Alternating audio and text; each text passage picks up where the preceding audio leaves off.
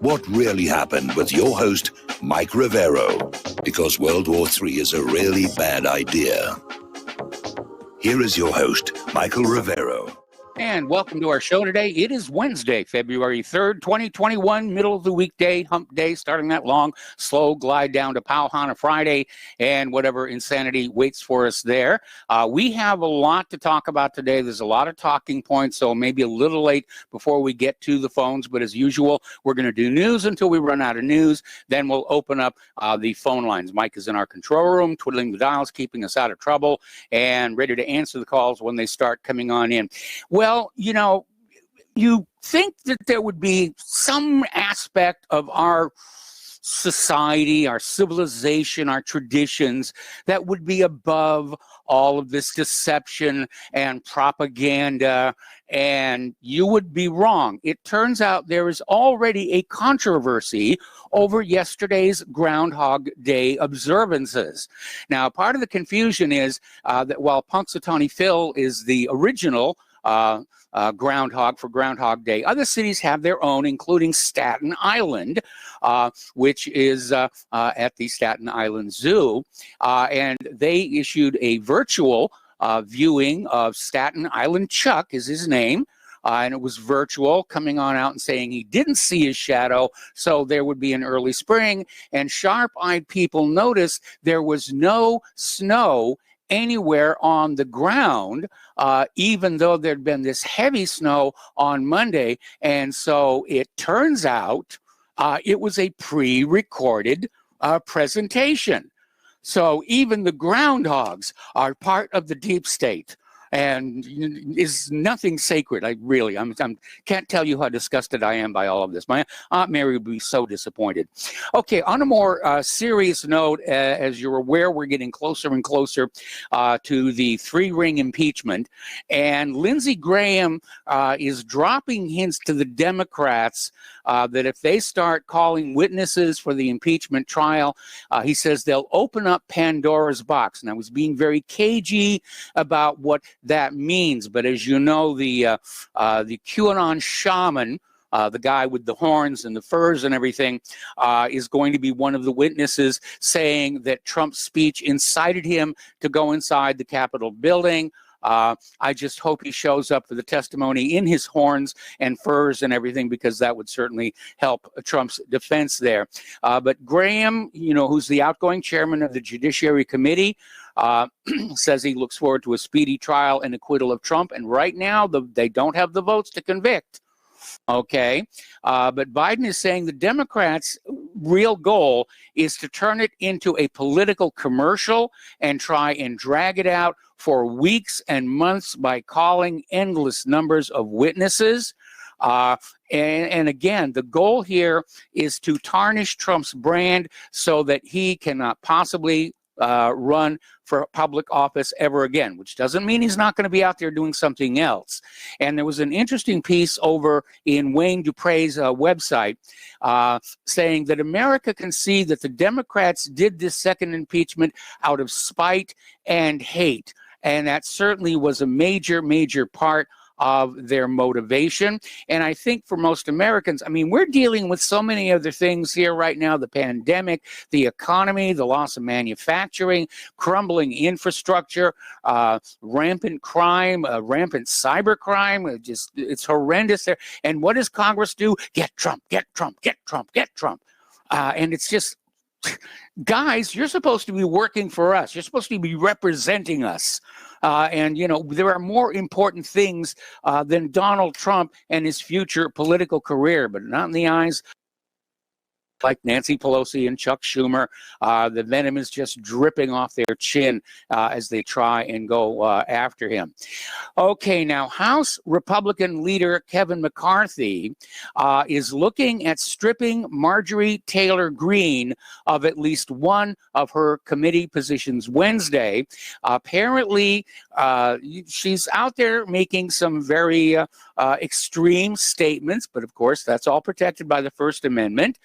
She's refusing to back down on conspiracy theories regarding election fraud. And He's accusing McCarthy of bowing to the Democrats in trying to basically, get her off these committees here. Now, let's talk about Alexandria Ocasio-Cortez, the former bartender turned congresswoman here. And she's out there with her story about the Capitol riot. And apparently, it just gets more embellished as it goes on. You know how over time stories can sort of become more grandiose here. When we lived on Oahu, we had a break-in, and I bought my wife this little lapel pin and a musical note. And every time I tell the story, that pin gets larger and larger, and it's got gold and emerald and rubies on it. So I know how that mechanism works here. But then I'm not a representative of the American people. But Alexandria is basically milking this story, and now she is accusing Ted Cruz of a felony, basically claiming that he wanted her to get killed in the rioting. Now, Representative Chip Roy and 12 of his colleagues have written a letter to the Speaker about the matter and asked for the self-proclaimed Democratic Socialist apologize for the comment she made this last week. And she's really out there. Now, over on social media, there are comments mocking Alexandria Ocasio-Cortez for saying she got sexually assaulted and is being threatened with more sexual assault, and that her treatment at the hands of Ted Cruz et al. Is like being assaulted all over again. And here's where it gets really juicy. As it turns out, according to a story over on Scoopy Web, Alexandria Ocasio-Cortez was not in the Capitol building when the protest happened. Okay, if she was in her office, she was in the Cannon building, which is nearby, but it's a different building. And a lot of people didn't get the logistics, and they just assumed she was in the Capitol building. And she ran with it and said, "Oh yes, I was there. I felt my life was." She wasn't even there. Oh man, she learned how to be a politician. What can I tell you here? Now, yesterday we mentioned the fact that Donald Trump has been nominated for a Nobel Peace Prize for his peace deal between Israel and the United Arab Emirates. And unfortunately, the Nobel Peace Prize has lost a lot of its shine in recent years, with people like Henry Kissinger getting it and Barack Obama getting it before he'd actually done anything, not to mention Al Gore and his gang for human-caused global warming. But apparently, failed Georgia gubernatorial candidate Stacey Abrams, who was up to her neck in some of the skullduggery back in 2016, helping Hillary Clinton, she has also been nominated for the Nobel Peace Prize, supposedly for her efforts to rally Democrats in the 2020 presidential election and the Senate runoffs. Now, apparently, Lars Hartbrekken, a Socialist Party member of Norway's parliament, made the nomination on Monday, claiming that Abrams, praised by Democrats as a voting rights activist, is a trailblazer. And he compared her to Dr. Martin Luther King Jr., following in his footsteps for equality. Frankly, they're presenting her like she's the odds-on favorite to get the Nobel Prize. And all they're going to do is damage the Nobel Prize image that much further, because this is a joke. She's a hatchet lady. She's not a pioneer of anything except, getting Hillary in to the White House here. In the wake of the protests on the 6th and the increasing hype about how much danger everybody was in, we're starting to see more and more permanent fortifications around the Capitol building. And that is going to interfere with traffic that's going into the building, in and out of the building all day long. They're going to have to go through scanners and metal detectors and who knows what all else. And it's just going to grind the process of government to a halt. Not that they do anything useful in that building anyway. What was it Mark Twain called the Congress? That grand asylum, benevolent asylum for the aged and helpless. Story coming out of UNS.com, and it's carrying a warning that the Biden regime could turn out to be America's first totalitarian government. If you're as old as I am and you went to the same sort of public school I did, totalitarian is a bad thing here. And apparently the prostitutes and correspondents have white conservative American Trump supporters set up as systemic racists, mega terrorists, enemies of democracy, and white supremacist oppressors. And apparently Biden's regime is staffed with people hostile to white Gentiles, just openly hostile. We were talking yesterday about this one member of Congress who says all Republicans should be declared to be terrorists. So anyway, I mean, you know, Biden is out there basically targeting the half of the country that didn't vote for him. And that's a far cry from the unity that he mentioned in his inauguration speech. Meanwhile, Biden is moving quickly to impose what appears to be a communist agenda on the United States of America. And he basically brought down the American Republic by unlawfully, fraudulently seizing executive and legislative power. Their communists and their jihadi globalists now control the U.S. federal government, and they are placing communists, jihadis, and anti-American atheists in the cabinet and in key positions throughout the regime.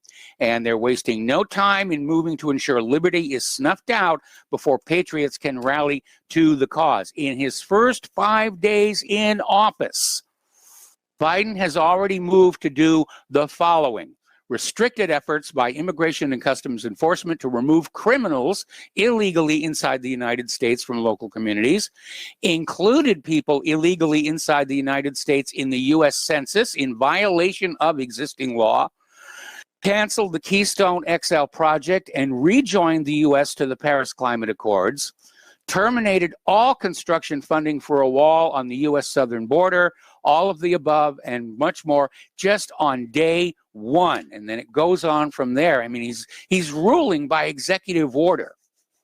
And he's already exceeded, you know, the worst, you know, president executive orders in an entire 4 years. Biden's already reached the halfway point here. All right, Matt Brainerd is a data expert. He was on with Steve Bannon and the War Room, and he discussed the 2020 election results that he and his team uncovered after the election. Matt Brainerd from the Data Integrity Project identified a huge number of fraudulent votes included in the 2020 election, which when addressed, he claims would overturn the results of the election in 3 states, Georgia, Arizona, and Wisconsin, and would be enough to reverse the entire 2020 presidential election. And remember the story we ran with yesterday? They have confirmed fraud took place in Arizona, and the state government has ordered a statewide audit of the entire election system. And apparently Brainerd and his team have been working since the election and uncovered thousands of invalid ballots that were dropped into those machines and boxes and so forth and so on. Okay, over at CNN, Rick Davis, who is about to end his tenure as CNN's Vice President of Standards and Practices, went on the Brian Stelter hosted program, Reliable Sources, and basically said that their program has not allowed a diversity of positions by not permitting conservatives to go on the show. And he's saying the name of the show itself is misleading because it's only showing one side of the media spectrum. And, you know, when you're getting ready to quit your job, that's when you can tell the truth without fear of reprisal. Down in Florida, a blow for liberty here, and I'm beginning to like this guy. Florida's Governor Ron DeSantis has announced the consequences that big tech companies like Facebook, Twitter, and Google will face if they violate the privacy of Floridians and interfere with citizens' access to candidates during an election. And apparently there's going to be huge, huge fines. I heard one report said something like a $10,000 fine per instance from these, you know, big tech companies. And yes, they got a lot of money, but, you know, after a while, it does add up. Now, as you're aware, the corporate social media companies, Facebook, Twitter, YouTube, Google, so forth and so on, attacked Parler, which, by the way, is still not up and running, saying that it was a source of misinformation. But according to a poll, and reported on the Hill, no less, more than 6 in 10 Americans say that Facebook is the biggest source of misinformation. And apparently the poll was commissioned by Newsy from YouGov and found that 65% of Americans say they encounter misinformation on Facebook, higher than any other social media or traditional media platform. Starting to happen here.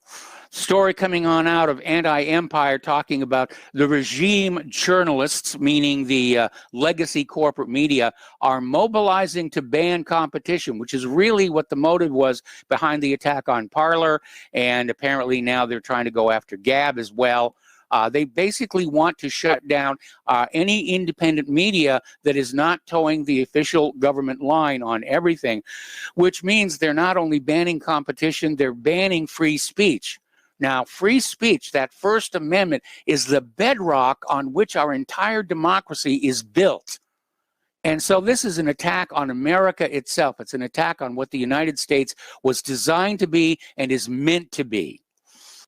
So apparently they're out there saying the new enemy is misinformation or information that somebody somewhere deems punishable by virtue of its allegedly being untrue or not true enough or simply not lining up with the official point of view. Little warning coming on over from Reason.com. They are looking at the surprising number of Americans who are saying, yeah, it's okay to limit free speech and have censorship, and says, well, you better think that off, okay? Because if you're abandoning free speech, you'd better be ready for the consequences. And we had a story, I think it was just yesterday, where there was this group that was cheering on for the censorship taking place on social media, and then they got yanked on social media. And, you know, free speech is an absolute. And yes, there are a lot of people who take advantage of it and say things that are insulting, inaccurate. But the beauty of free speech is that everybody else has got the right to stand up and say, I think you're wrong, and this is why. That's how dialogue happens. Apparently, there is a new group that is forming. It's in Great Britain. And it's called Young Free Speech Advocates, and their slogan is Reimagining the Public Square. And it was launched in Great Britain Sunday because of the concerns over freedom of expression in the country at the hands of the corporate social media. So people are starting to fight back and say, yes, we have a right to think what we want to think, to say what we want to say, and we respect the right of other people to stand up with an opposing point of view, because only in that way are the people fully informed so that they can make good choices. Over in California, Governor Newsom is looking at that recall petition, which earlier he dismissed as, dead on arrival. It is getting very, very close to the number of signatures required to qualify. And apparently it has hit 1.3 million signatures. It needs to get 1.49 million signatures. They've got 6 weeks left. They want to push on to gather 2 million signatures in case some of the existing signatures are being challenged. I think they're going to get it. I really do think they're going to get it. Speaking of California, House Intelligence Committee Chair Representative Adam Schiff is apparently lobbying Governor Newsom to be appointed Attorney General of California, replacing Health and Human Services Secretary Designate Xavier Becerra. And apparently, he wants to move up in the world. And there's even a comment that he might try and run for Dianne Feinstein's Senate seat. Okay. Oh, my goodness. Commercial break. How time flies when you're doing the news. We got to be right back. Welcome back to our show here. And again, a reminder that the mission of Republic Broadcasting Network is to keep the American public fully informed so that they can make good choices. And In order to do that, we need your help. Our advertisers are getting harassed. We're getting harassed. It's open warfare out there on the internet right now, which, you know, if there's going to be a war, I'd rather it be on the internet than in our front yards. So if you'd like to help out, and I do want to thank those of you who have, the postal address where you can send a check, money order, or if you prefer anonymity cash, is Republic Broadcasting Network, 2251 Double Creek Drive, number 302, Round Rock, Texas, 78664. The phone number where you can make a credit or debit card donation is 800-724-2719, extension 3. The network thanks you. And of course, all that contact information is up at the top of republicbroadcasting.org. All righty, let's talk about COVID-19. Yes, it's still with us, and it's going to be with us as long as somebody somewhere can make money off of it. The good news is coronavirus cases are continuing to fall. They have now gone back to the pre-holiday levels. And Dr. Anthony Fauci urged Americans to maintain their public health protocols to prevent another surge. Now, remember last week, Fauci was saying wear 2 masks, and even 3 masks. And now this week, Fauci is saying it won't make a difference. And he's actually telling the truth, because it's like having 3 layers of chain link fence to stop the mosquitoes from coming on through. In fact, there is a video that we linked to from the front page of whatreallyhappened.com where a doctor uses a vape electronic cigarette to show that the masks just don't work. He takes a puff, he puts the mask on, he exhales, and the smoke's just coming all out through, the filter paper. And, the only purpose for wearing a mask these days is the humor. I have a mask with fangs on it that I wear, and everybody laughs on that. That's about all it's really good for here. Speaking of masks, the CDC, and this is a case of like stating the obvious, but the CDC has come on out with an official recommendation that travelers who are wearing masks, and you're supposed to be wearing masks to travel, are required to take the mask off when they need to be checked by the Transportation Security Administration, checkpoint staff, airline ticketing, or gate agents. Like, we really needed the CDC to tell us that is the appropriate thing to do. They're really, I think their ego's getting the better of them over there. Now, this is a little bit more serious. This is coming out of humansarefree.com. And apparently they're talking about this study in the journal Cancer Discovery, which found that inhalation of harmful microbes can contribute to advanced stage lung cancer in adults, and that long-term use of face masks may help breed these dangerous pathogens.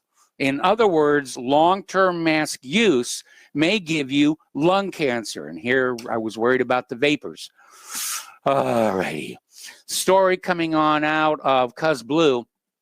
Americans between the ages of 20 and 49 were responsible for more than 70% of the spread of COVID-19 in the U.S., this according to a study by the Imperial College of London. And apparently it's young adults and middle-aged people are the primary spreaders of whatever it is they're calling COVID-19. I think it's just, I think it's the ordinary flu. I think it was just the flu. The lethality numbers line up with that. And as they claim more coronavirus cases, the flu numbers go down. And there's something very fishy about all of this. Anyway, this was something that harkens back to that 1976 swine flu disaster. This is coming from Health Impact News. And it's asking if more people are being harmed by the Pfizer experimental vaccine than from the COVID itself. And apparently they're noticing over in Israel, they got their dosages of Pfizer vaccine, but they've had a lot of adverse reactions over there. And they're wondering what's going on. Another article, this is from Ricola. basically saying that around the world there are reports of seniors dying shortly after receiving the COVID vaccine, sometimes within hours of getting the shot. In others, death occurs within the span of a couple of weeks. Now, you remember earlier on we were reporting where all deaths were blamed on COVID-19, including the guy who was thrown out of his car in a car accident, but he had COVID in his body, so that was put on the death certificate. Now they're going the other way. And they're saying that people who die after getting the COVID vaccine, they're being labeled as dead by natural causes. Okay, we got to take another break for commercials. We'll be back. Welcome back to our show here. We're talking about COVID-19. We're talking about how more and more adverse reactions to the vaccine are showing up around the world. And apparently over in Israel, a teenager had to be hospitalized in intensive care for a dangerous inflammation of the heart just days after getting the second Pfizer shot. And, you know, you need to understand these are experimental chemicals, gene therapies. They're not even licensed as vaccines by the FDA. They have been given emergency use authorization only. So, you know, it's like we're all being treated like guinea pigs here. Over in France, the latest update on the AstraZeneca Oxford vaccine was released yesterday afternoon in a report from the university, which offered more insight on exactly when vaccine-induced immunity begins and how effective the vaccine can be after the first dose and then after the second. Unsurprisingly, the data offer a more optimistic read than the batch released by AstraZeneca and Oxford the first time around. But they also suggest the vaccine is more effective if the doctors wait roughly 3 months before the second shot. But again, it's all experimental here. Now, Oxford and AstraZeneca are out there claiming that they will have a new COVID vaccine by autumn to tackle all these mutated variants. And they're saying the coronavirus keeps evolving to escape the immune system. Well, this is a real problem, and it's not unexpected because RNA, which is at the core of these gene therapy medicines, is a very unstable molecule. It's why they have to keep these so cold and then immediately administer them. Otherwise, they can mutate very quickly. They are mutating out there. And, you know, it's kind of overly optimistic to say they'll have a vaccine in autumn to tackle the mutations because we don't know what mutations may surface between now and then. All right, as I mentioned before, these vaccines, Pfizer and Moderna, have been granted emergency use waivers. And this is kind of important to understand because we're hearing all these stories about how the federal government is going to mandate the vaccines, how employers are mandating that you get the vaccine. It turns out under federal law, they're not allowed to do that. And the reason is because the emergency use authorization means that any product with this designation must be voluntary. You have to agree to have the shot and you can say no. Okay, under 21 U.S. Code, Section 360 BBB3, authorization for medical products for use in emergencies, you have to ask for it or give your permission. You cannot be ordered to take it. And, you know, remember, these products do not have full vaccine approval from the FDA. They're being put out there with this emergency use only here. Okay, Nancy Pelosi and Chuck Schumer have filed a joint resolution designed to pass Joe Biden's coronavirus stimulus package with or without the Republican Party.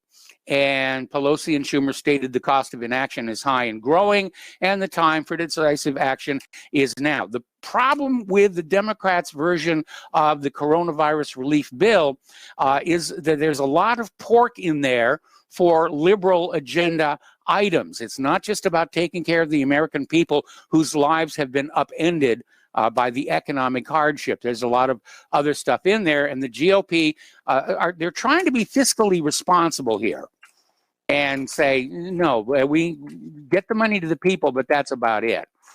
And finally, and this, a lot of people are going to be very insulted by this. Apparently, Monday, Joe Biden's Department of Homeland Security announced they're going to open special COVID vaccination sites for illegal immigrants. Now, I understand that we want people not to get sick and spread the illness, but we already know with both the Pfizer and Moderna vaccines, getting the vaccination doesn't prevent you from getting COVID, and it doesn't prevent you from passing it on. So that's kind of a null point here. But they're basically, they're giving away more free stuff to people who are not even supposed to be here. And it's just completely out of control. And finally, and we all knew this was going to happen, criminal gangs in Europe are producing and selling fake COVID-19 test certificates in airports and online. And they're saying as long as travel restrictions remain in place due to COVID-19, it is highly likely that production and sales of fake test certificates will prevail. This is coming from Europol. And yeah, we knew that was going to happen here. It's kind of an inevitable thing here. All righty, let's talk about some of the international news because it's about as yucky as it has been all along. There is a little bit of good news coming out of Afghanistan, and it has to do with what are called the insider attacks. And these are attacks by people that the U.S. thought they could trust, and they recruit them into the forces, they train them, and then they turn on the troops and start killing Americans here. But apparently this is going down.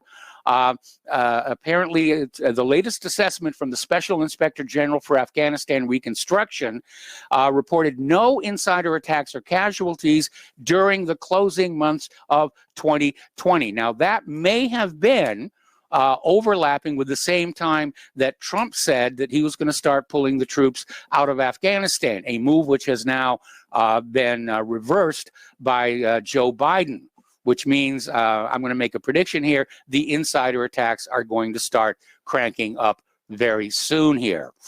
Russia is ready to discuss preserving the Open Skies Treaty with the United States. Now, last year, Trump pulled out of it. And basically what the treaty allows is unarmed surveillance flights over participating countries. It's seen as a trust-building pact. Remember, trust but verify? That's very much what this is all about. And the Russian Federation, the Russian Foreign Minister Sergei Lavrov said, if the U.S. fully returns to observing the treaty, the Russian Federation would be ready to consider the new situation. I think that would be a very, very good thing as well here. Meanwhile, Putin has signed a law on Friday ratifying the extension of the START treaty. This is a key arms control treaty with the United States a week before it was due to expire.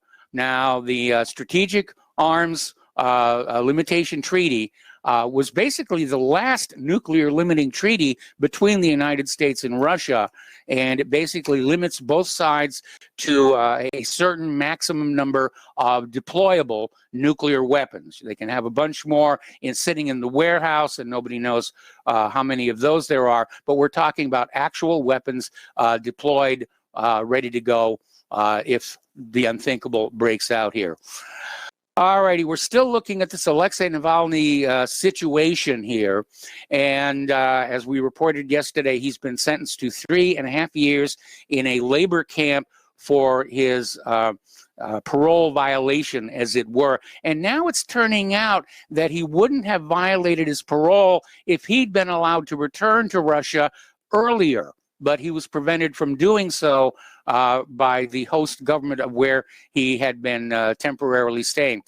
Meanwhile, the protesters supporting Navalny are basically reporting they're being humiliated. Female protesters were made to strip naked. They were sexually humiliated. Apparently, police arrested 1,400 demonstrators following Navalny's imprisonment. Now, we have to be careful of some of these stories coming out of both Russia and China, because remember, the corporate media's job is to sell us on the need to go teach those Chinese and those Russians a lesson in how to treat women or whatever it's going to be. Over in the Ethiopia, in the Tigray region, there was an attack at the Mariam Tzion Church in Aksum, and about 750 people were brought out and shot to death. And what makes this an international incident is that this is the church where Ethiopians believe the Ark of the Covenant is kept.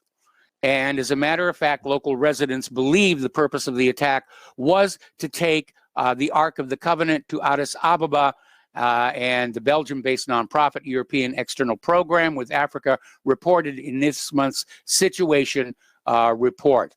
And this church, the most ancient and sacred of Ethiopian Christianity, also known as the Church of St. Mary of Zion, belongs to the Ethiopian Orthodox Tewahedo Church. So be interesting to see what happens there. Over in Ukraine, the Ukrainian armed forces are now being trained by Lithuanian military instructors. This has drawn a little bit of criticism because Lithuania is not exactly known as being experienced war fighters. But apparently they're sending the officers in there, training instructors, which means politically they're moving closer and closer. And in a confrontation, Lithuania will be on Ukraine's side. Over in the European Union, they're starting to talk tough on Hungary and Poland. And apparently the European Court of Justice found both nations guilty of breaking EU law. In an interview with the German newspaper Der Tagesspiegel, Vera Jourova, the European Commission's Vice President for Values and Transparency, confirmed that the EU plans to use its new rule of law mechanism against Hungary and Poland this year. I think that's probably going to convince Hungary and Poland that maybe they should follow Great Britain out of this. Meanwhile, over in Italy, things are really chaotic. The government is on the verge of collapse. And apparently the former chief of the European Central Bank, Mario Draghi, is being tapped to take the reins of Italy and lead it back to the path of capitalism-driven prosperity before the banking system collapses. That will be interesting here. Now, there's been a lot of talk lately about the United States wanting to return to the Iran nuclear deal and Iran being willing to do so.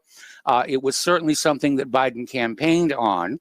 And I think pretty much everybody except Israel thinks it would be a good idea. But there have been some bumps in the road here. It started out with the United States saying that Iran had to be in full compliance with the Joint Comprehensive Plan of Action first before the U.S. would move. And then Iran came back and said, well, no, considering how the U.S. failed to keep its commitments during the first part of the deal, the U.S. should go first. Well, then Iranian Foreign Minister Javad Zarif basically suggested the European Union could sort of act as a referee and coordinate the actions taken by both. The U.S. does something, Iran does something, the U.S. does something else, Iran does something else, and step by step, they go back to that 2015 nuclear deal. Unfortunately, the United States has dismissed that plan and is standing by its demand that Iran be in full compliance first, and then maybe somewhere down the road, the United States might do something nice for Iran. Iran, meanwhile, is testing the Biden administration. They are now increasing their uranium enrichment capacity. They're adding more centrifuges at Natanz. And they are enriching up to 20% now. And before you get all excited, remember, to make a uranium bomb takes 90% or better enrichment. And so what Iran is making is basically glorified reactor fuel. Story coming on out of Middle East Monitor. Prime Minister Benjamin Netanyahu on Monday met with senior Israeli security and army officials to discuss preparations for a possible attack on Iran. Apparently, Netanyahu met with Defense Minister Benny Gantz. I'm amazed they're talking to each other these days. Chief of Staff Aviv Kochavi and officials in the Ministry of Defense and Finance to discuss the possibility of transferring funds from emergency security bases to finance an attack on Iran. I don't know why they just don't come to the United States and ask for the money, because they'll get it here. Meanwhile, an Israeli minister close to Netanyahu said yesterday that the U.S. is never going to attack Iran's nuclear program and that Israel might act on its own. Now, remember the last time Israel did that, they unilaterally attacked Iraq's nuclear power station at Osirak.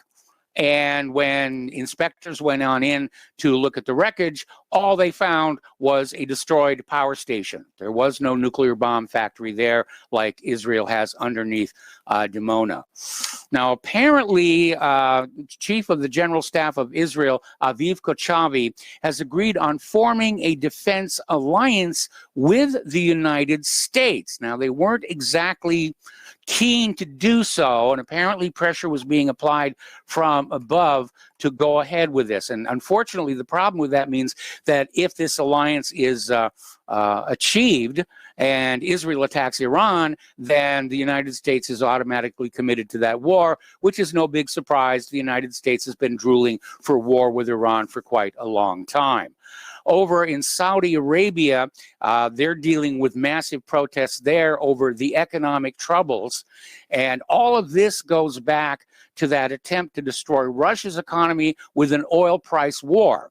And it turned out that Russia's economy was more diversified than thought, was more resilient than they thought, but they did a lot of damage to Saudi Arabia. They were forced to issue government bonds for the first time in their history, and they have not really been able to pull out of the economic mess since then. So there are protests, and apparently Riyadh's forces have attacked a group of protesters who are out on the streets of the city of Barada in Qasim region to denounce the regime's economic policies. And apparently there were clashes on Monday with people who are angry at Saudi Crown Prince Mohammed bin Salman's economic policies, which they say have worsened unemployment and poverty across the kingdom.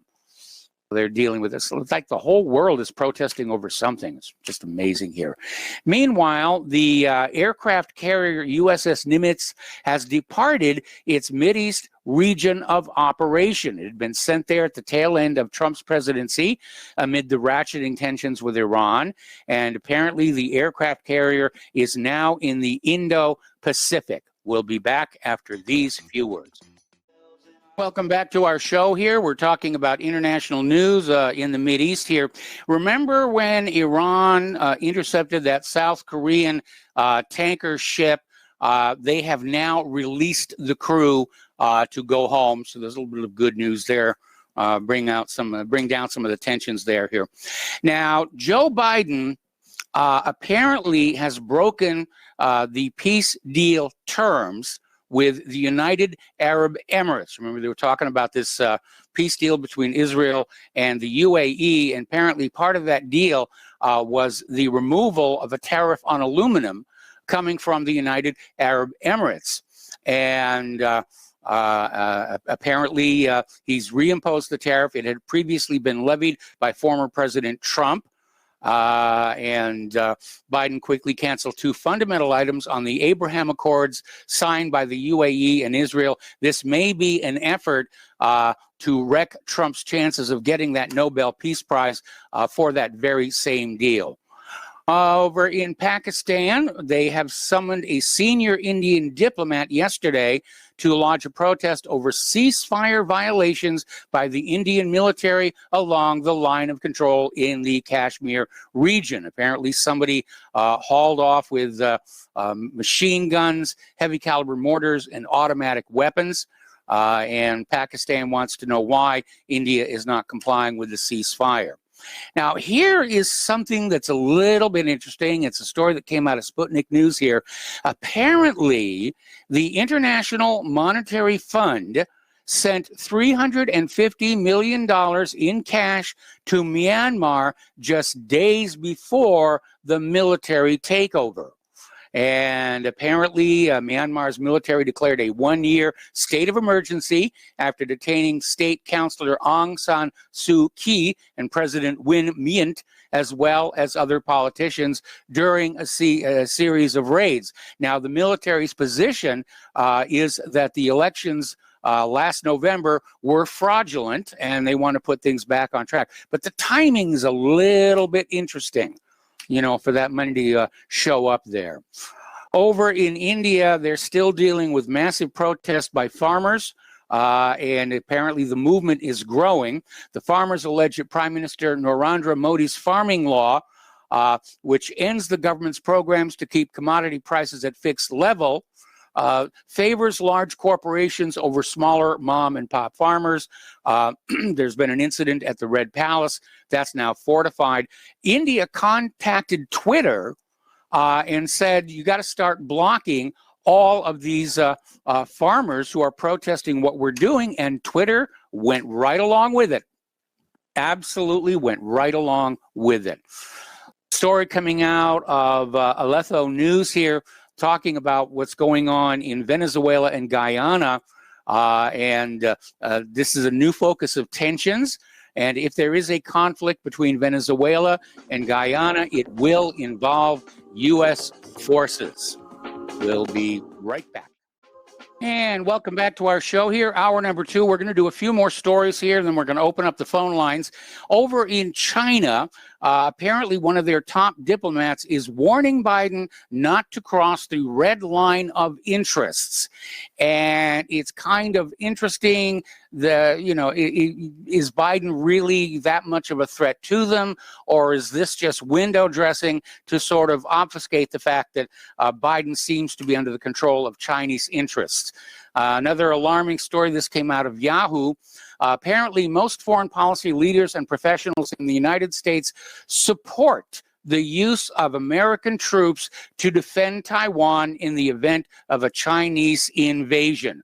That action is opposed by the majority of the U.S. public, who are supposed to ultimately be in charge of this country. We talked before about this deployment of U.S. bombers to Norway. This apparently has triggered a wave of criticism and concern over having these up there. Meanwhile, GameStop stock dipped below 100 for the first time in a week, and apparently what goes up must come down. All right, we're going to start taking phone calls, area code 512-248-8252, and we're going to go to Peter in Los Angeles. Hello, Peter. Welcome to the show. What's on your mind? Mike, I know we've talked about this before in the past, but I want to talk about the Abraham initiatives. And I want to start by recounting something that happened in '94. Okay. And in the midterm elections, and when Clinton took office in '92, the midterm elections, he got hammered, and the Republicans took over, and Newt Gingrich became the Speaker of the House. Mm-hmm. And when he was in the little interim after the Republicans took control of the House, Newt Gingrich started making a lot of noises about reevaluating our Middle East policy and so on and so forth, and making a lot of noises that made that raised some hackles in Israel. And yes. I remember speaking to a friend of mine and saying, "Well, look, he's just trying to drive up his price." And so, okay. lo and behold, this is before the internet, really. But lo Yeah. and behold, 6 weeks later or something, the tiny little blurb where Gingrich's wife, now ex-wife, was receiving like $500,000 a year job that she had working out of Maryland, selling real estate in Israel for $500,000. And Okay. I thought, there it is. There's the payoff. So Yes. what this Abraham initiative, I just want to come up to nowadays, is first off, it's it was designed to make it look like a diplomatic triumph for Trump and Kushner. Of course, Dershowitz, one Jewish guy, nominated Kushner, another Jewish guy, for the Nobel Prize on that. But they already had significant, if relatively under the table, relationship with the UAE. And I lived in the UAE for a while, and so the Trump administration had put on sanctions and had some restrictions on some trade and interactions with the UAE that were put on, of course, at the behest of Israel. So we put on sanctions on behalf for everybody, really. Yes. Russia, at any rate. So in order to get these agreements done, of course, it meant a lot of money to these guys, and I'm sure that the UAE paid off Israel. That then got us to reverse ourselves on some of those sanctions and restrictions. And so one of the things immediately they got, Mike, was they enabled the UAE, I think it was Qatar, I'm not sure, I think it was Qatar, to buy 35 F-15 or something like that, F-35s. Yes. Which is a major sales, expensive as that lame duck, horrible, yes, aircraft is. But then what they do then is the Israelis then, of course, that's a lot of money to a hard-pressed U.S. Aircraft industry. And then Israel leans on them to say, no, we're not going to do that. And that way, Israel gets a little more money from the UAE. And Biden can then, in order to reverse that, Biden can send Hunter over to collect a couple bags full of cash, and they'll reverse that. And now Israel is, of course, you've already said today, they're trying to set up, really not us, an anti-Iran quasi-NATO. Yeah. The UAE, they're ridiculous, big military pygmies. Saudi Arabia and Israel, which wants to be a formal member of this, which would, of course, require us by treaty to go to war if Israel starts something. But all this is to enrich and ensure Israel gets their foreign policy, because Israel can't do much against Iran other than it's too far for her Air Force. They would lose on the ground. And unless they went nuclear, there's not much they could do. But it would get us into it, and it would cement us along with the pygmies in the UAE and Saudi Arabia, which is, on its last legs as the royal family has lost all legitimacy under this dictator they have now, against Iran with 70 million people and as big as the United States east of the Mississippi. The theater of war would be as big as what the Civil War was in the U.S. At any rate, that's what's going on. They're driving up the prices and setting up the architecture for Israel to dictate a war with the alliance and everything else. And that's the way things work. And by the way, Biden also appointed a Palestinian on some quasi-cabinet level job. I went, whoa, that was a sop to the left part wing of the Democratic Party, which wants to see some sort of Palestinian rights. And as soon as this guy gets in, he'll be sidelined or dismissed after a couple months. And the Israelis give old Joe a couple more bucks via Hunter, and that guy will go away, and it will be back to being as overtly hawkish and pro-Israel as ever. Yeah, I'm listening. That's my take on it, Mike. What do you think about it? I think you're very close. Yeah, it makes a lot of sense. There's no question that Israel is pushing for the war in Iran.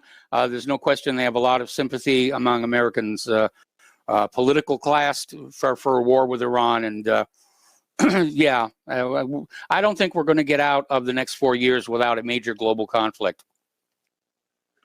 I don't either, Mike. And I can, as a 30-year infantryman, I can tell you we cannot win a ground war with these guys, and And yeah, we can bomb them. We can't actually defeat them short of nuclear weapons. True. And it will be amazingly, it's twice the population of Iraq, which we never did quell. And we have an army of 500,000 people with only about 25,000 of them, Michael, are trigger-pulling infantrymen. The Yes. rest are signal guys or MPs or what have you. And the point I like to make with another friend of mine is there are 35,000 people in the New York Police Department, and all 35,000 surrounding Central Park cannot secure Central Park at night. Yes. So it's just it is what it is. But there we go. That's it for me. I've been on too long. Thanks, Mike. All right, thanks an awful lot for the phone call and for the analysis, and we're going to switch over to Layla in Canada. Hello, Layla. Welcome back to the show. What's on your mind? Hi, Mike. Just a quick answer to the question you asked yesterday. I think Peter, who Joe called the leader, would be an ideal candidate to be a rallying point. His knowledge and his analysis is just superb. But on the House of Saud, or so-called House of Saud, a lot of Muslims have long believed they never really converted from Judaism to Islam. And Yes. There were a lot of synagogues that were uncovered in Saudi Arabia by archaeologists. But now to the Nobel Peace Prize. Am I correct in hearing you say that Trump is being nominated for the Nobel Peace Prize on the basis of the butcher of both Netanyahu and the Saudis? No, it's the United Arab Emirates deal. The UAE. Okay, well, they're as much criminal as is the Saudis, because they're all terrified. A lot of their populace is really Persians who moved over the other side of the Gulf centuries ago, and Yes. they never forgot their ancestry, and that's the problem with the Arabian Peninsula, which they call the Arabian. Arab comes from the Aramaic word Aravim. You know how Viking we used to think was an ethnic word, and it actually meant raiding and trading? That's what Aravim means, nomads of the desert. But anyway, once Muhammad, his effort was to unite these warring tribes, as well as his call of Allahu Akbar. He was also at a time, we've got to put it in context, it was a relative term, God is greater, as compared to all the pagan gods that everybody was still worshiping. So number one, as is the first commandment, I come first, God comes first. So anyway, back to the Nobel Peace Prize. Do you know where it originated? In Baku, Azerbaijan. The Nobel brothers were in Baku making their wealth that enabled the funds for the Nobel Peace Prize, the Nobel Prizes, plural. Yes. And there were the Rothschilds also enhancing their wealth. And they together, I don't know this, nowhere is it reported, except by logical deduction, one has to recognize that almost everybody ever nominated for a Nobel Prize is either an ethnic minority that they're pushing, normally Jews, or someone who has served the Zionist enterprise. And one of the people who received the Nobel Peace Prize was the homosexual weakling who did not even see action in the Second World War, but was sent home with shell shock, stuttering, and crying, was Lester B. Pearson, who was known in Israel as Balfour number 2, because he was the Secretary General of the United Nations when they voted on the partition of Palestine. And also George Ignatieff and Lester was very actively involved in lobbying everybody and told the Zionists, don't put so much pressure on Lester Pearson. He's very weak. We will triumph. They also stacked the United Nations Special Committee on Palestine. So the Zionists have been controlling the UN from the very beginning. Okay. They also murdered, as I said, Count Folk Bernadotte, who was the first mediator, who recommended that both Bethlehem and Jerusalem be put into international control, and he showed sympathy for the Palestinians, which is why the future Prime Minister of Israel, Yitzhak Shamir, ordered the assassination, the brutal assassination of Count Folk Bernadotte. Look up his history. There's just so much. The Nobel Peace Prize has been a weapon to give stature to elevate somebody to Yes. International respectability in order that they might be appointed to a position that would serve the Zionist enterprise. And to all those Jews who are listening, all my childhood, I remember my father lamenting his sense of betrayal by Jews and Zionists. However, never in my life did I ever hear my father say, "Damn Jews." All I ever heard my father curse was the Zionist gangsters. You Yes. Jews who are legitimate, humane people, consider your affiliation and your loyalty to Zionism. Are you being used? You are part of the human community. Where is your humanity? Don't let yourselves be used and tainted by the crimes being perpetrated by the Zionist enterprise. And as for Trump, I'm sorry. Once again, the whole thing is laughable. Just like when Sadat and Menachem Begin were both, Menachem Begin, who was a terrorist that was responsible for the blowing up of the King David Hotel in Jerusalem, Yes. where 90 people died, most of them British soldiers.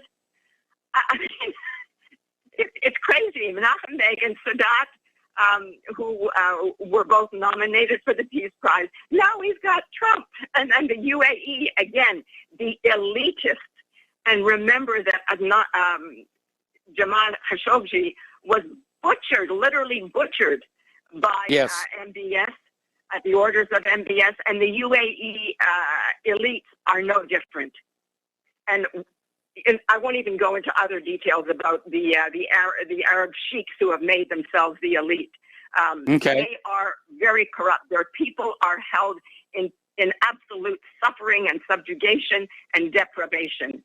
And so it was very easy. The reason that all these Arab elites have made deals with Israel is because they want the weaponry and the cybersecurity spying weapon material so they can spy on their citizens and hold them further into deprivation.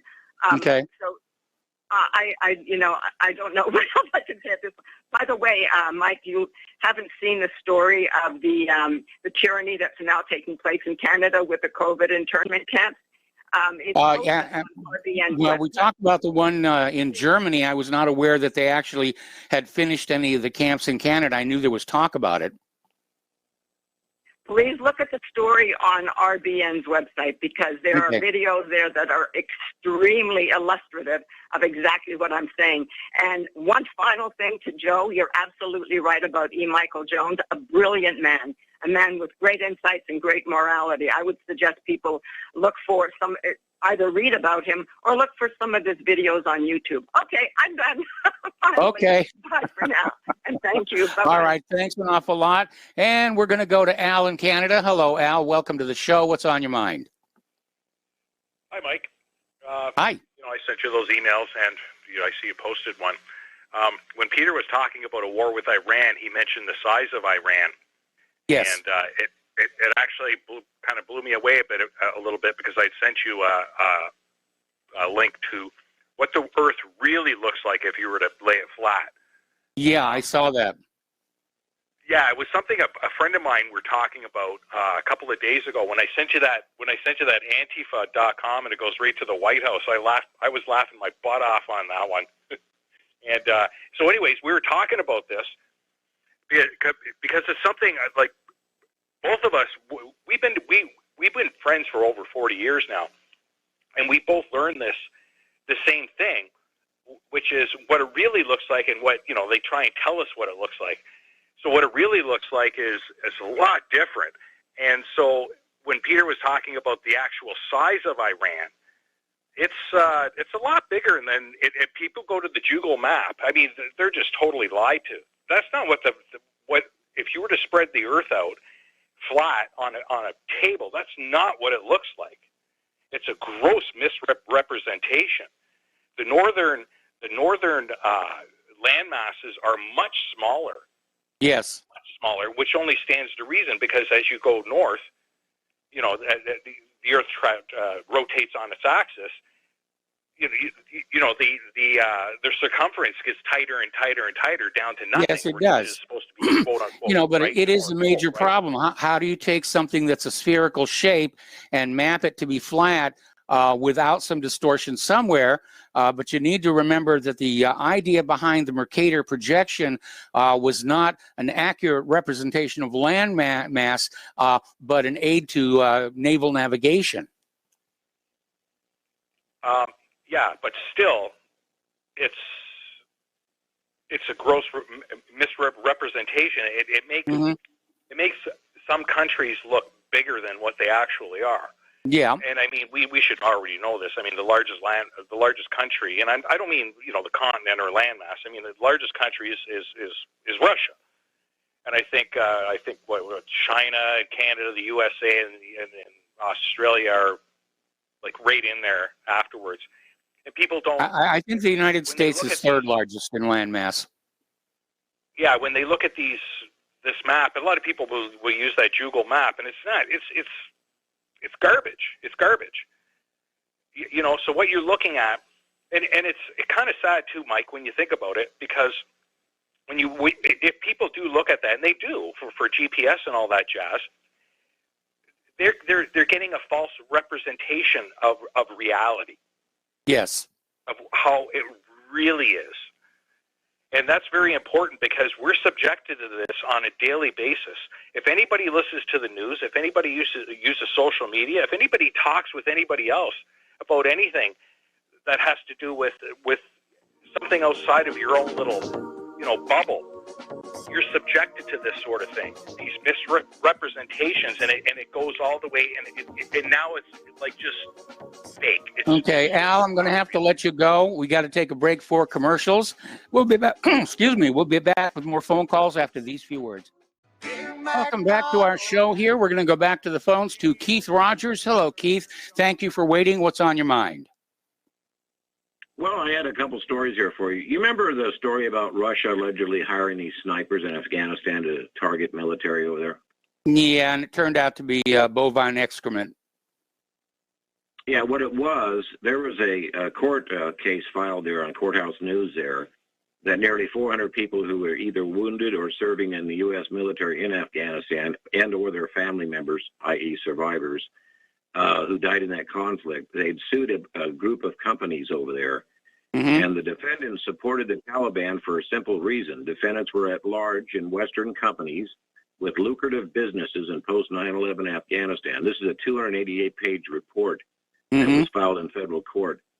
So, I mean, this is it says that those protection payments aided and abetted in terrorism directly funded by al-Qaeda-backed Taliban insurgency that killed and injured thousands of Americans.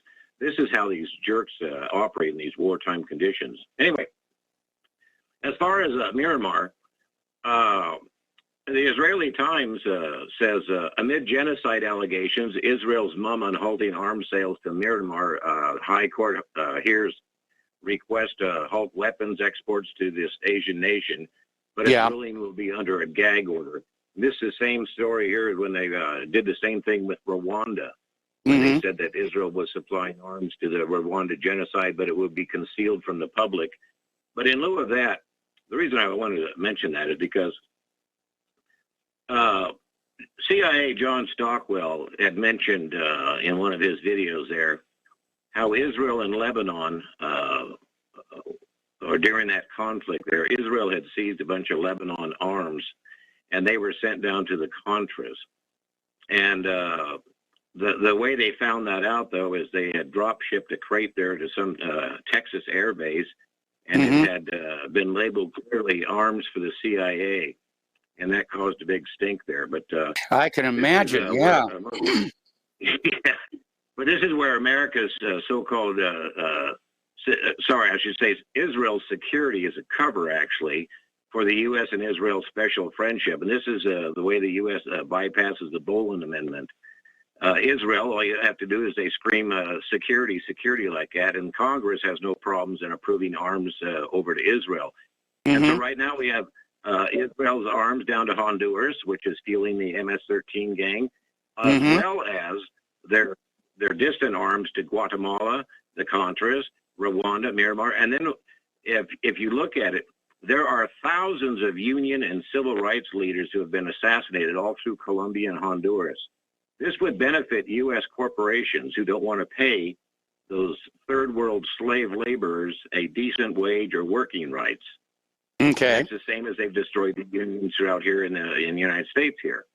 Low wages. Like I've mentioned before, back in the 70s and 80s, we had strong unions. We had full health care. We had overtime, vacation pay, sick leave, pregnancy leave. All that's gone, replaced by working multiple jobs at part-time. And that's how these corporations work. And it's the same all over the world. So, yeah, it's a special relationship. And whenever you hear about Israel, it's just a bypass that the U.S. is actually funneling arms through Israel, and Israel gets away with murder, you know? Yeah. So, anyway, that's all I have for you, Mike. All right. Well, thanks an awful lot there for the information, Keith. And we're going to switch over to Mark in North Carolina. Mark, I may have to take you through the next commercial break. What's on your mind? Sure, Mike. Mike, you know, my opinion about what's going on there for what's in the Middle East. What I believe Russia should do is sell the Iranians. I know this sounds radical, but, you know, Yeah. I think that would pretty much shut things down. Sell the Saudis a number of nuclear weapons, or, you know, with the means of delivery. And that would stop Israel right there and then, and, you know, because Israel could not defeat Iran. They would have no chance against Iran in a conventional war, but they do have those nukes that they're not supposed to have. But if Iran got even, let's say, 4 or 5 nukes, all it would take is 1, and that would be the end of Israel, maybe 2. Okay? That would, I think that would shut Netanyahu up. That would stop them from constantly threatening their neighbors and then threatening to bring the United States into it on top of it. Okay? That's, I think, would be the best solution right now. You know, it's a terrible thing to think about nukes, but sometimes they do serve as a deterrent. The other thing is about, you know, the Israelis and the Saudis, like some kind of real peace deal. You know, I think the Saudis are basically what they call crypto Jews. I believe it goes back to the Kaisers there in, you know, what's now probably Georgia and Azerbaijan and Armenia. When the Kaisers actually, for a while, actually converted to Judaism, and they actually served as a buffer between the Islamist invaders coming up from the south, mainly around the Saudi Peninsula, and the Europeans in the west, right? And they served as a buffer. Okay, Mark, we've got to take a break for commercials. Don't hang up. I'm going to put you on hold. We're going to come right back to you. Okay, we'll be right back. Welcome back to our show here. We're talking with Mark in North Carolina. We're talking about, I believe it's pronounced Khazars, not Kaisers. You know, the Khazaria was located in what present-day Russian Georgia is. Yeah, Georgia, Azerbaijan, Armenia, all these places are now fighting with each other and stuff like that. You notice they look very Semitic, those people. They look kind of like Arabs and Jews because, you know, they have kind of like large hook-type noses and very sharp features. Hard to describe. Heavy, you know, large, heavy beards and all that stuff. So they look very similar. And it's because I think they basically are. What I believe happened is when that empire broke up, some became, some remained as Jews, and probably mixed, I would assume, mixed with the, what do you call them again? The, not Azerbaijan, the, you know, European Jews, you know? Well, it's thought the European Jews were originally the Khazarians who migrated. After Khazaria fell, they migrated northward into Russia, and then from Russia westward into Europe, and that's where the Ashkenazi Russian and European Jews came from. Yeah, Ashkenazi. Well, I think it might be a little bit different. I think it might be that Ashkenazis basically came from Spain, came first to Germany, then crossed. Then went into Eastern Europe. They were, you know, kicked out of all those places. You know, there's an interesting thing, Kings and Generals and Masked Man, that you can catch on YouTube. As much as I try to stay away from YouTube now, it is interesting. It gives the history of a lot of those people in those places, including what do you call the Khazars? Khazars. Yeah, And what, Khazars. this is just my, I'm just going on my own opinion in this, but it's based on certain facts. That what happened is, again, some of them became Jews and mixed with stayed as Jews and then mixed with the Ashkenazis who were, all over Europe at the time, mostly in Eastern Europe, but some Western Europe. That the others became Muslims, and many of them, I believe, went down to Saudi Arabia, to the area known as Saudi Arabia, where, in effect, the original Saudis tried to invade. They weren't Saudis at the time. The original Arabs tried to invade that part of Europe, and now a lot of them came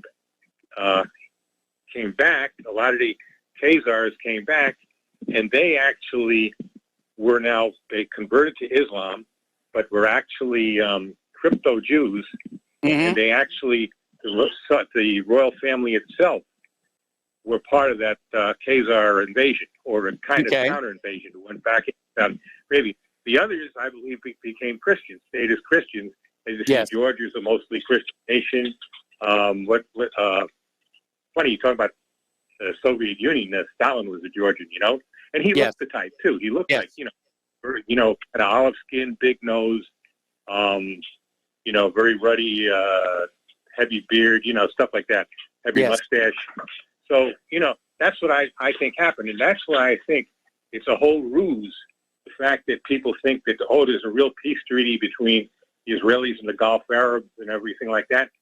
There never was any war between them, because it was just that, they made it look like they didn't like each other, didn't trust each other, and hated each other. But there was never a war between Israel and any of those countries. It was always against Lebanon, Syria, Jordan, Egypt. Those were always those wars. So I think that's all a bunch of nonsense to say that there's really a peace treaty. It's basically the same people, pretty much. Okay, and they know it. They know the historical ties. That's my theory. I can't prove it. Okay. But it would be interesting. I don't know if you ever went to Kings and Generals and see about the Khazars. Okay, what they, who they really were. They were a Turkic people that originally actually came from Siberia. Actually, believe it or not. So, anyway, that's just my opinion. One more thing too about you talking about Gab before. Yes. The good thing about Gab is they were already kicked off before and came back, and they came back strong, so that they can't be taken down by the rest of these monsters. These monstrous tech companies. And I think that's good, and I think Pollard should do the same thing. Come back on something stronger, so they can't be messed with anymore. Okay. And meanwhile, I give my hats off to Governor DeSantis. I think he's one of the great. I think he is, maybe, if this country can still keep together by 2024, he is probably going to be the president in 2024. The man has got it. He's really got it. He understands. And I think what he also should do, and the states can do this also, not only bring civil charges against these tech companies, but bring criminal charges for election fraud against people like Zuckerberg. Yeah, you're never going to get that through the courts, though. Yeah. Well, the state, go through the state court. Go through the state court. He could do it. State charges. A lot of times the Democrats will do the same thing. They've tried the same garbage. They should try it. I think he could get an indictment. The state court has plenty of power if it really exercises it. I really think they could do it. Well, that's about it for Mike. So, okay. Well, before you go, have you heard of a book called "The 13th Tribe" by Arthur Koestler? Yeah, as a matter of fact, I read it years ago. Okay. Well, it's a good read, and it talks about the relationship of the Khazars to the original Israelites, and to the Russian and European Jews, and it's definitely a good read. Yeah, I think he's got there's a point. There's definitely a relationship. The question is, what is the relationship? As opposed to, I don't think he addressed. If I remember right, when I read it, he didn't address the relationship as far as the Saudis, though. He the Saudi area. No, Saudi Arabia. he was talking about the Khazaria Empire and its history and how it spawned the Russian and European Jewish populations. Yeah. Okay, but I also believe it has something to do with the Saudis. So that's the only difference. Okay. All right, but it's interesting books. It's a very interesting part of history too. All right, Mike. Take it easy. All right, thank you for the phone call there. We're going to switch over to Jack in Massachusetts. Hello, Jack. Welcome to the show. What's on your mind? Hey, Mike. 2 points. 1 point minor, 1 point major. First point minor regarding the January 6th issue. The thing that struck me that's kind of got lost in the dialogue is the fact that under the chairs of all the people in Congress, they had a gas mask that was taped under the chairs. Mm-hmm. Great. Well, I had not heard that.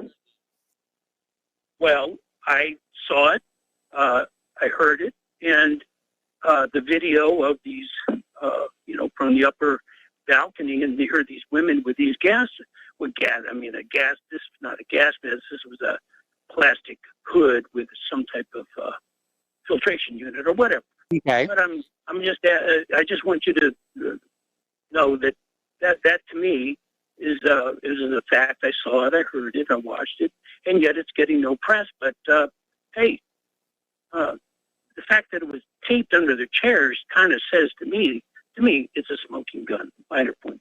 Major Well, point. when you ride an airliner, there's an inflatable vest, fastened underneath your chair. Doesn't necessarily mean you're going to use it on that flight.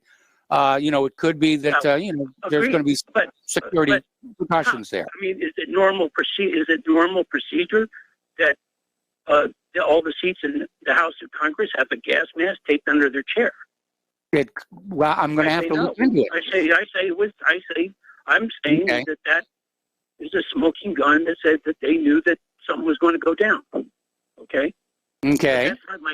That's my minor point. I'm not interested in that, to be honest with you. Okay. Now I'm looking at an article about them, and apparently they're called escape respirators. And they basically are set up to allow an untrained civilian to quickly and safely get away from an area that, like smoke and so forth and so on. And apparently it is something that is just always there. So it's something that's always there in case of emergency, like a fire extinguisher. All right. Well, okay. Okay. Good. Minor point struck him. Major point. Major point deals with the fact that, and I've talked to you before, that we are way too dependent upon this technology, this database-driven, binary pulse transmission technology. And all you have to do is insert one aberrant digit into the stream, and you've got garbage. That's the result. Well, there's a little more fault tolerance built into modern systems. Okay, it's not great. But I'll give you a good example let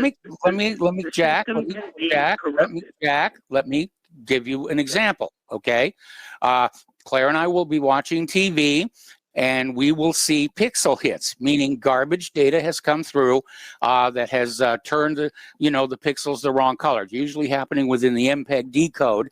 But the system resets itself, and we watch the rest of our TV show more or less uninterrupted. The idea of a system so fragile. Well, you're talking about an analog impression. No, I'm not. It's a digital television, which is analog. It's a digital television. Yeah, but you're still picking up an analog interpretation of a mass pixelization of many millions, and you see 2 or 3 pixels. But if you start to introduce aberrant data into the stream on financial systems, on just ASCII text systems, totally different system than what you're referring to as far as a streaming of a visual picture. Okay. Now, so let's just accept that data is data, and it either is or it isn't. Yes, you can have fault tolerance, and you cannot. But anyway, the next point deals with the I just noticed this years ago, and I know you were around at the time, when the BitTorrent protocol, Yes. you're familiar with that? Yes. Well, when the BitTorrent protocol kind of became a thing, I noticed it was upsetting, and to a lot of I just noticed, because the BitTorrent protocol, I think, is a phenomenon. It's one of the phenomena of our time, and needs to be understood by, if you own a computer. Now, if all you have is a smartphone, I'm sorry, there's no hope for you. But as long as you have a real computer, a sit-down desk-type computer, the BitTorrent protocol is a very significant evolution of IP technology. Okay? Okay. Couple that with, call it Bitcoin, call it crypto technology, and what do you have? What you have is the BAT coin. Are you familiar with the BAT coin? No, I'm familiar with Bitcoin. Okay. Batcoin. Look up that. Now, Batcoin is phenomenal. Batcoin is a phenomenal. It really deserves understanding. It's called a basic attention token. In other words, Mike, yeah, I'm listening to you. I listen to you a lot. Not every day, but when I can. Okay. I would love to be able to throw 25 cents into your tip bucket. Okay? The basic attention token offers you and I the ability to appreciate each other's work. And if today's show, if 10,000 people decided to throw a quarter into your tip cut, I think that would be great. And that's what the basic attention token, is built upon. And more importantly, the developer of the BAT token is the originator of the Firefox browser technology, and it's called the Brave browser. Yes.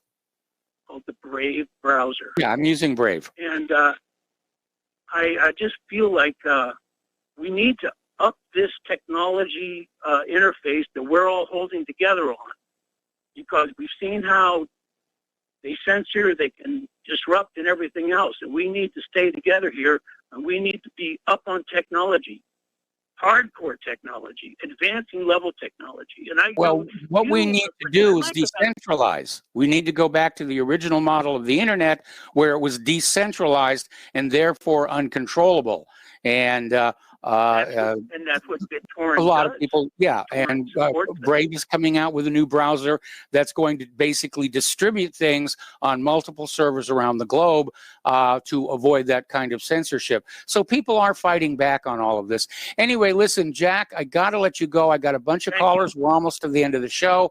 Let's go to Kelly in Austin. Thank you for waiting. Kelly, what's on your mind? Hey, Mike? Yes, okay, I'm here. Okay, I heard Al's comments earlier today about the map that he said was misrepresenting the sizes of continents. Yes. And I got to, I'm a geologist. I've taught geology at the elementary level and up at the graduate school, and in introductory geology, we always teach maps and map projections because we as geologists work with maps.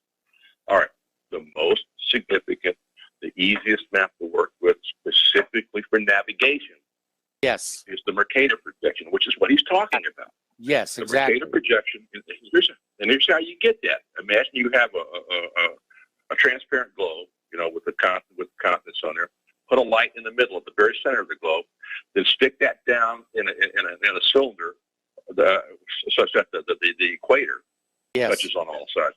Turn on that light, and you get that projection onto the surface of the cylinder. Yes. All right.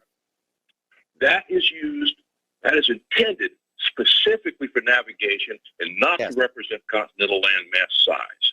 I dare you to use any other projection and not get your butt thoroughly lost. What that allows you to do is it allows you to linearize, on a flat surface what you see on a round surface, on a curved surface. And people who don't understand that, who think that this is a politically incorrect map, don't understand maps, and they need to keep their traps shut. Good Lord. Al, you ought to be ashamed of yourself. maps are symbolic. I mean, we know there really aren't lines drawn between the states and between the countries. It is an abstraction of the reality in a form that maximizes its utility. Okay, Kelly, you got any more? I'm gone. All right. That's all I have to say. Thank you. All right. Bye. Thanks a lot. We got to take a break for commercials. Going to try and cram some more phone calls in our last segment. We'll be right back. Welcome back to our show here. Last segment of our program today on this hump day. And we're going to go to Mark in New York. Hello, Mark. What's on your mind today? Hey, Mike. Thanks for taking my call. Possibly maybe a new rule, no condescending tone leading the show host. Like, right. There's a guy, I think it's Dave in Virginia calls in, says something, and says, right, Mike, right. And it just, it's so annoying sometimes. Yes. I wanted to move on. I was watching some Kitchen Nightmares, but I was listening to Mark, and I like when he calls in. I mean, but he did have a lot more passion against Trump than he does for Biden, and Biden's doing a lot of stuff, and I don't hear that passion. And it makes me wonder if he was just a shill against Trump sometimes. But I know he goes deeper, like the conversation you just had. For me, it reminded me of I wanted to bring up this whole concept of a Judeo-Christian. I never really heard it a lot, only in the past few years. And maybe it's been around forever. But I remember when I was doing some immigrant research about the Pilgrims, and how far they came back. And when was America America? For me, it was centuries before they actually signed a piece of paper. And how many generations deep did it go? But let's face it, it said in the wiki page they couldn't get a bank loan, which says to me the early bankers, which I assume, whoever they weren't Christian church where they go to lend money. But they couldn't get money from bankers, and they had to form their own company or whatever. They finally got over. Now today, what I see when Jewish people get the majority in towns, they don't want the press up. They'll just have the glitter, the marketing gimmicks, the elves, the bells, the ribbons, but they don't want to see any Christian nativity scene in town. Mm-hmm. Yeah, I know. Around the upstate areas. So I'm just saying this idea of Judeo-Christian, with Mark Carolina, I kind of liked it better when he had his little YouTube thing and he was only calling in once a week, but that's all right. They have, I think his thing, Google, YouTube, was using it as an alt-right honeypot. And what they do is I think they're setting up for a social credit system in the future. They're making their neural networks of all these people that connect and watch, But in Kitchen Nightmares, on a sad note, like Potterville and the Christmas story, like I'm watching Gordon Ramsay and stuff, and these are anomaly of these businesses with disgusting kitchens. These guys are lazy amateur chefs, managers, staff with disgusting kitchens, but they have mortgages, extended loans, and watching it, it's almost like it's tear-jerking scenes because of the mismanagement. Now imagine that. That's just an anomaly of a couple of places, and every town's got one of these restaurants, But today, it's whether they're good or bad. It's a kitchen nightmare without being that you could be the best. And watching that, I was reminded that this is going across America from every mom and pop and every restaurant. These guys work so hard. I watch it on Roku. I quit all the streaming services, and I got OAN. I watch Roku. Okay. I watch some free hockey. That's we don't have the band. But I just want to say that. Here. Anyway, Mark, I got to let you go. My deepest apologies. The phone lines are still loaded. Please call in tomorrow. Call in early. I'll make more time for the phone calls tomorrow, I promise. Stay tuned for John Stedmiller. I'm sure he's got lots of interesting things to share with you. Please spread the word of Republic Broadcasting. Spread the word of whatreallyhappened.com. Please donate, and we'll be back tomorrow. Aloha, America.